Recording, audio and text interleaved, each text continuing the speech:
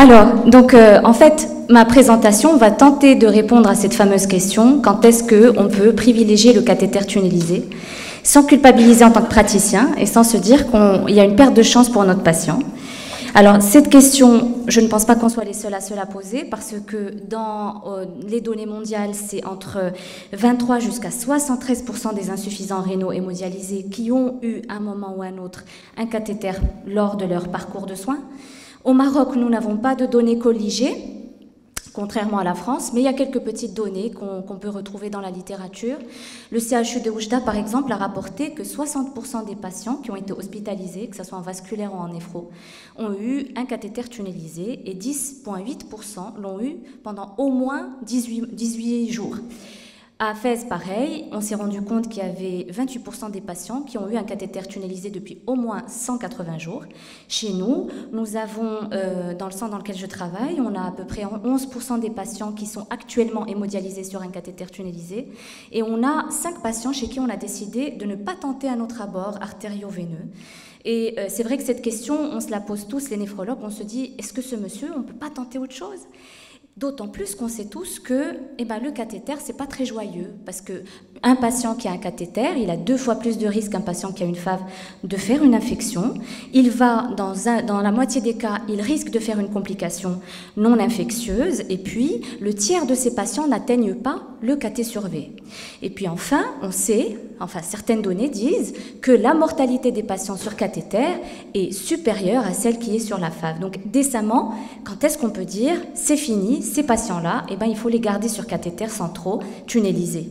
Alors, en ce qui concerne la mortalité, ça a été prouvé à plusieurs reprises que les cathéters faisaient moins bien en termes de mortalité que les autres abords vasculaires, que ce soit la FAV ou le Gore-Tex.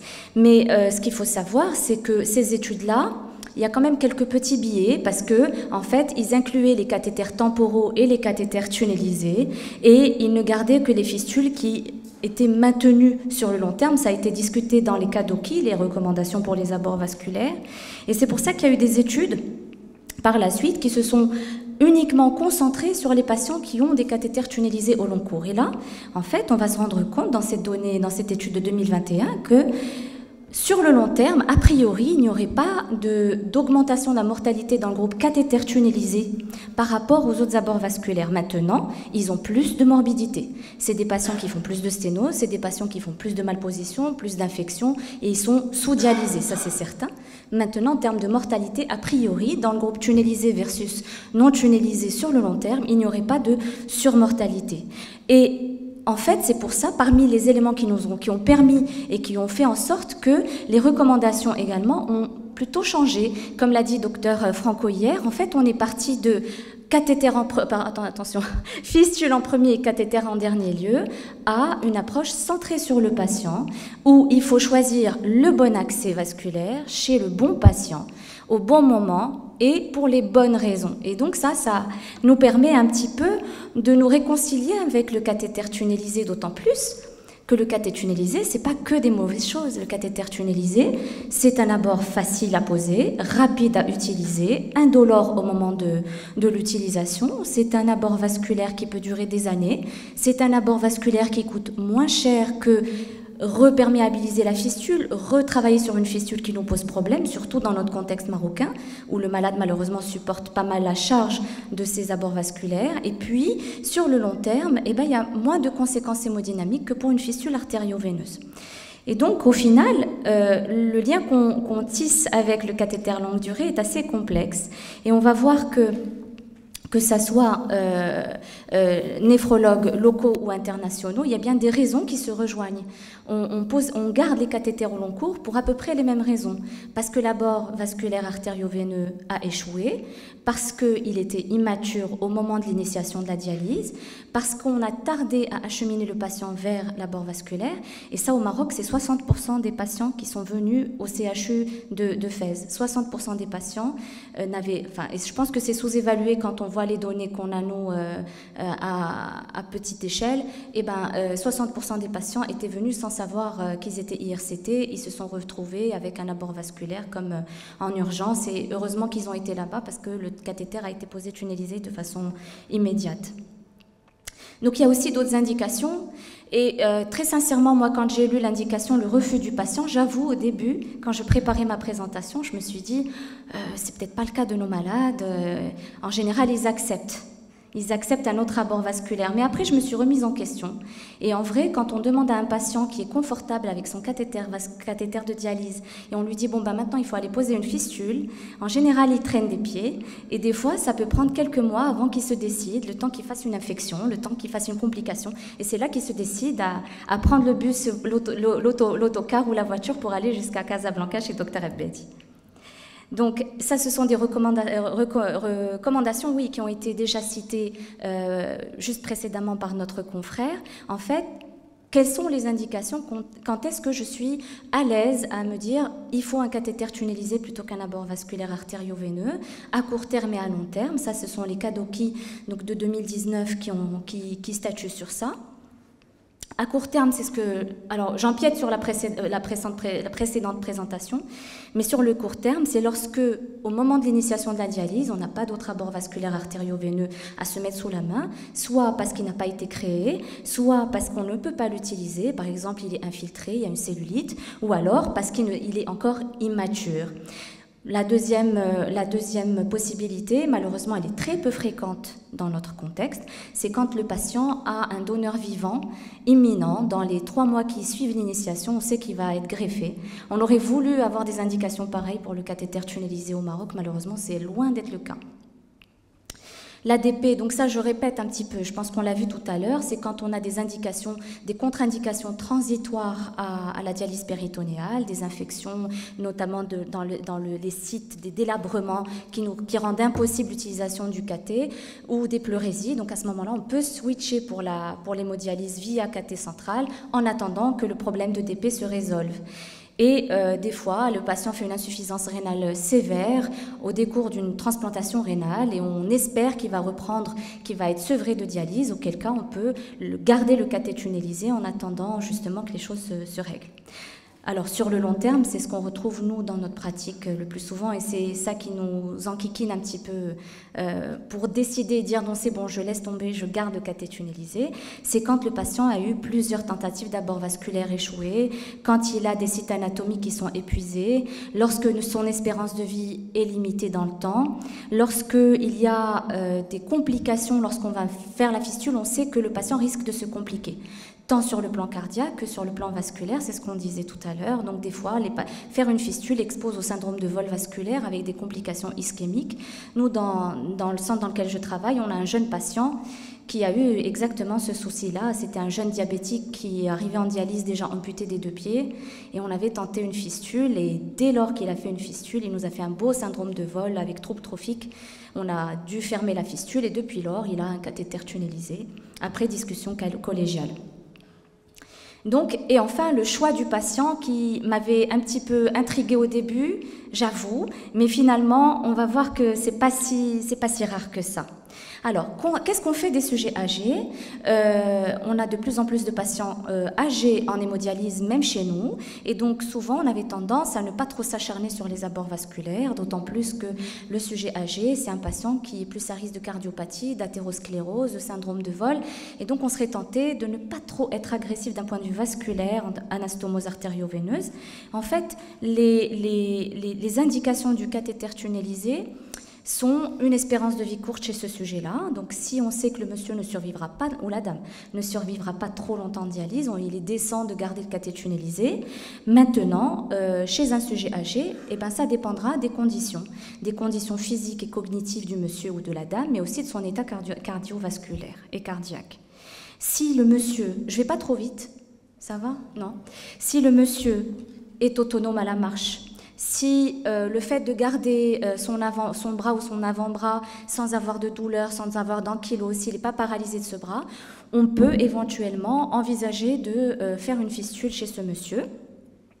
Si le monsieur ne va pas arracher ses lignes pendant la séance d'hémodialyse, s'il n'est pas agité, idem, on peut envisager de poser un abord vasculaire, artério-veineux, et puis évidemment l'évaluation cardiaque, elle est primordiale, alors chez le sujet âgé, mais également chez les autres patients, mais en tout cas, Typiquement, ce qu'on pourrait proposer, c'est cet aspect-là. Si le patient a une insuffisance cardiaque décompensée, s'il a une insuffisance cardiaque qui menace le pronostic vital, s'il a une insuffisance cardiaque symptomatique au repos ou au moindre effort, on peut se limiter au cathé central et bien sûr toujours réévaluer. Ce n'est pas parce qu'on l'a mis sous cathé central qu'il ne faut pas le réévaluer plus tard.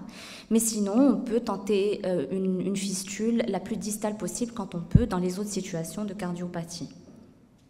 Alors, le choix du patient, en fait, il est vrai que nous, quand on parle d'abord vasculaire, eh ben, on se demande quel va être le meilleur abord, avec le moins d'infections, le moins de thrombose, le moins de sténose, la machine ne va pas sonner, le personnel infirmier ne va pas être embêté pendant la séance d'hémodialyse, et avec le moins de risque pour le patient. Et c'est un peu ça ce qui conditionne en fait notre choix.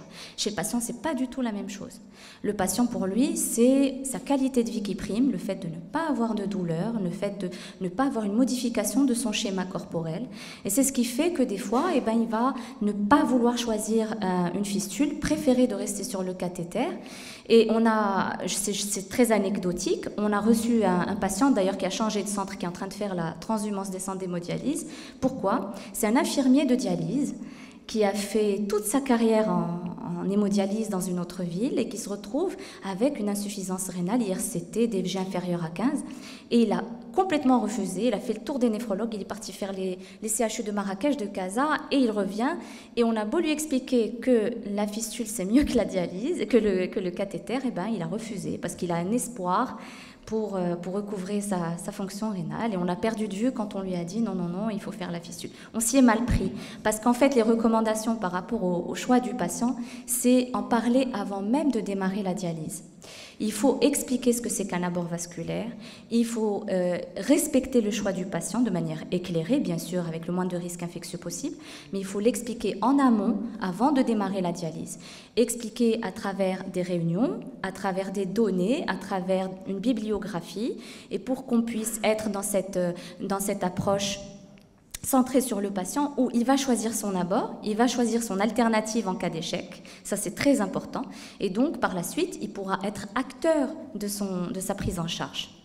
Alors ça, j'ai trouvé que c'était une application très intuitive, c'est une application qu'on peut retrouver sur internet qui s'appelle MyVascular Access, et en fait ce qui est sympa dans cette application, c'est que le patient, peut, ou nous-mêmes, on peut appuyer sur un algorithme, et ça nous donne les algorithmes en fonction des situations.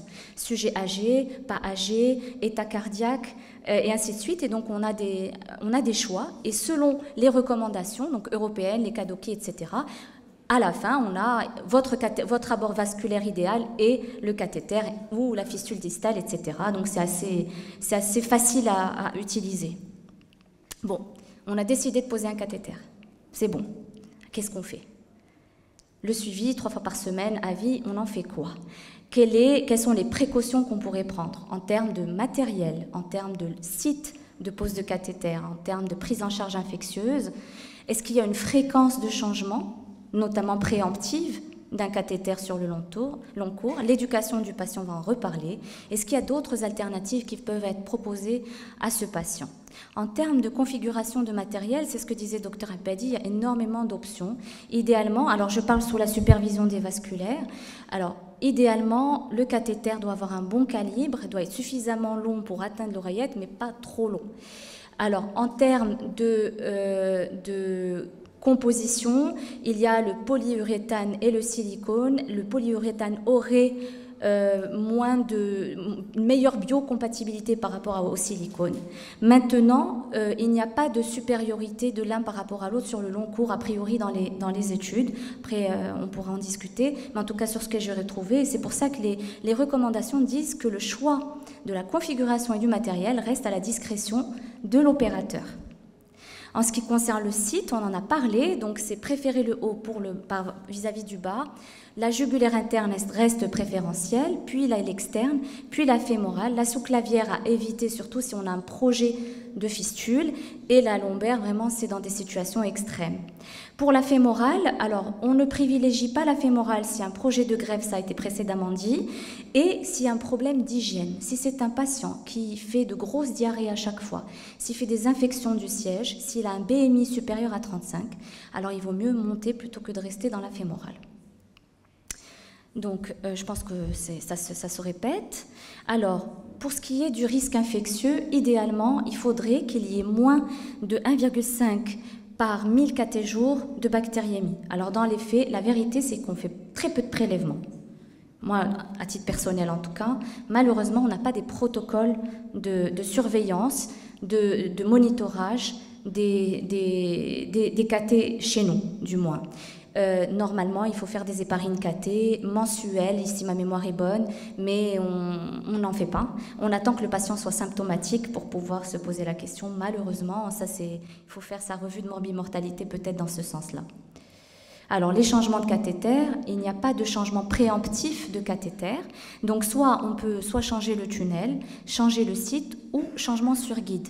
On peut changer un cathéter sur guide et rester dans le même trajet et dans le même site pour peu qu'il y ait un dysfonctionnement ou un cathéter qui était transitoire, simple, et pour lequel on va faire un switch vers le tunnelisé. On change de site, pareil, si on était en fémoral et qu'on veut monter en jugulaire entre le transitoire et le tunnelisé. Lorsqu'il y a une thrombose veineuse, ou une tunnélite. Et le tunnel, on peut le changer s'il y a un défaut de fixation, s'il y a une nécrose au niveau du tunnel ou s'il y a une infection du cathéter, on peut passer donc on peut proposer un autre tunnel. Alors, l'éducation du patient, ça c'est peut-être ce qui nous manque, c'est qu'en fait, il faut expliquer à notre patient pourquoi on opte pour un cathéter. Comment on fait un branchement, comment on fait un débranchement, comment on entretient un pansement. Il faut que ces instructions soient claires, notamment quand il y a des complications. Le patient est chez lui et il a une des complications liées au cathéter. Il faut qu'il sache quoi faire. Il faut qu'il ait un référent vasculaire dans l'unité dans laquelle il est dialysé. Donc, ce référent, il faut qu'il soit identifié et il faut qu'il soit évidemment formé pour la prise en charge des complications éventuelles et pour pouvoir aiguiller le patient. Idéalement, les instructions doivent être écrites et remises au patient. Donc ça, peut-être que c'est un des efforts qu'on va devoir faire pour la prise en charge de nos patients en dialyse sur cathéter central. Alors, cette éducation ne concerne pas que le patient, elle concerne également son entourage, sa famille, ses soutiens, c'est pas toujours la famille, mais également les soignants, parce que parfois, malheureusement, les soignants eux-mêmes, on a 2-3 personnes dans un centre qui savent prendre en charge correctement les cathés, et puis il y a les jeunes ou les transitaires, le personnel infirmier à qui on n'a pas forcément expliqué comment faire et qui va apprendre par imbibition ou qui a appris ailleurs et qui a appris mal, et c'est malheureusement un point sur lequel il va falloir insister avec nos équipes soignantes, et nous-mêmes d'ailleurs. Alors, j'ai bientôt fini. Est-ce qu'il y a une alternative? Alors, il y a des perspectives, notamment des cathéters avec action antimicrobienne. Il y a des tests par rapport à l'utilisation avec un trempage en argent, mais il n'y a pas pour l'instant, il n'y a pas de grand changement dans la prise en charge des cathéters centraux. Maintenant, il y a un device qui a été exposé dans les Kadoki, c'est le HeroGraft. Moi, j'avoue, j'en ai vu une seule fois dans ma vie le HeroGraft. En fait, c'est un PTFE je pense que tout le monde sait ce que c'est, mais donc en fait, l'idée, c'est quand on a une sténose proximale, c'est d'avoir un PTFE artériel plutôt veineux et un autre artériel, et on ponctionne comme on ponctionnerait un pontage. L'indication, c'est les sténoses centrales. A priori, ça donnerait moins d'infections que le cathéter central tunnelisé. Ça peut être très intéressant. Si ma mémoire est bonne, ça coûtait assez cher. Et puis chez nous, je n'ai aucune expérience chez nous du HeroGraft. J'en ai vu une seule fois dans ma vie, j'étais impressionnée, mais depuis lors, j'en ai plus revu. Il y a d'autres alternatives qui ont été citées dans les recos européennes. C'est pareil, ce sont des boucles qui vont créer en fait une communication entre les axillaires, les veines et les artères, soit homolatérale, c'est ce qu'on voit ici, soit contralatérale. Et puis il y a aussi des boucles qu'on pourrait faire entre les axes supérieurs et les axes inférieurs qui nécessitent c'est un autre level de discussion. Je pense malheureusement, on n'en est pas encore là dans notre pays. Donc, je conclus très rapidement pour dire que finalement, le cathéter central, c'est une approche centrée sur le patient idéalement. Il ne s'agit pas de préférer l'un ou l'autre, mais de réfléchir à l'intérêt du patient. Et donc, quand le pronostic vital est engagé, ou qu'il y a une artériopathie diffuse, comme ça a été précédemment dit, ou s'il y a un projet de greffe imminente ou une insuffisance cardiaque, il vaut mieux aller directement vers le cathéter. Sinon, on peut évaluer l'état vasculaire et artériel du patient S'il y a une contre-indication, on peut dilater. Si on n'y arrive pas, on switch vers le cathéter. Et enfin, quand il n'y a pas de contre-indication à faire une fistule, on fait la fistule ou un pontage et on évalue la tolérance. Si il y a la moindre contre-indication, s'il y a une complication, s'il y a des fistules itératives qui sont faites, je pense qu'on peut décemment passer au cathéter tunnelisé ou à la dialyse péritonéale, qui est aussi une alternative qui malheureusement n'est pas très répandue chez nous, mais c'est aussi une alternative qu'on pourrait discuter avec ces patients-là en tarissement d'abord vasculaire. Voilà, merci beaucoup.